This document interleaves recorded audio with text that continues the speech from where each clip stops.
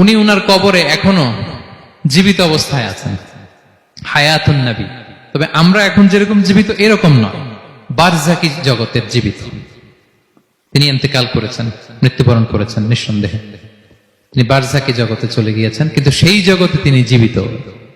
আমরা যখন নবী সাল্লাল্লাহু আলাইহি ওয়াসাল্লামকে সালাম দেই, দুরূদ পাঠ করি, বিষ্ণু সাল্লাল্লাহু আলাইহি ওয়াসাল্লাম কবর থেকে ওই সালামের উত্তর দেন।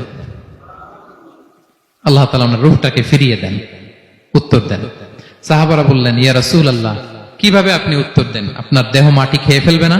রাসূল সাল্লাল্লাহু আলাইহি ওয়াসাল্লাম বললেন, ইন্নাল্লাহা তাবারাকা ওয়া তাআলা হাররামা আলাল আরদি আজসাদাল আম্বিয়া। আল্লাহ তাআলা নবীদের দেহকে নষ্ট করা মাটির জন্য হারাম করে দিয়েছেন।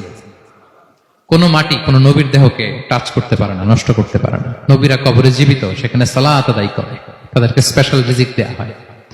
এটাকেই বলা হয় হায়াতুন নবী। তিনি বারজাকি জগতে জীবিত।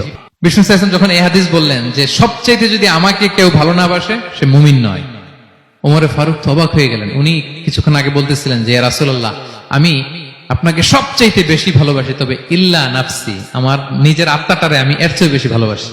সবচেয়ে বেশি ভালোবাসি আমার আত্মাটারে, এরপরে ভালোবাসি আপনাকে। রাসূল সাল্লাল্লাহু আলাইহি ওয়াসাল্লাম বললেন, লা